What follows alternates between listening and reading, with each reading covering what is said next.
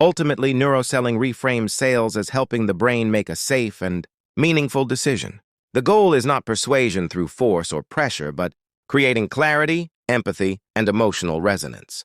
When a salesperson understands how the brain interprets stories, trust, safety, and future vision, they can guide customers more naturally toward decisions that serve their genuine needs. Personal reflections. Reading Neuro Selling helped me understand that effective sales is not about presenting more data, but about reducing emotional uncertainty. What stood out most is the book's explanation of how the customer's brain experiences fear, hesitation, and confusion before it ever processes logic.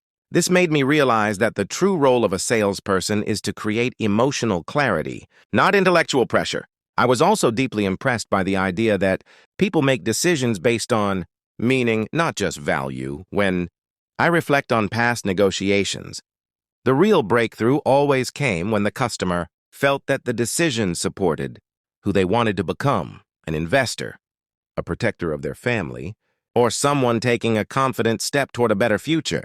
This made me rethink how I should communicate transformation, not just information. The book's emphasis on simplicity felt especially relevant. In fields like real estate, customers are often overwhelmed by numbers and details. Neuroselling reminded me that simplicity calms the brain and builds trust. When communication is clear, the customer feels safer, and the decision becomes easier. I was also inspired by the role of storytelling. Stories activate imagination more powerfully than facts, allowing the listener to emotionally experience the future. This encourages me to incorporate more narrative elements into my presentations, videos, and client conversations. Ultimately, neuroselling teaches that great salespeople are not persuaders, they are guides. When we help someone see a clearer, safer, and more meaningful future, the decision becomes natural. This book strengthened my belief that sales at its best is an act of service. That's all for today.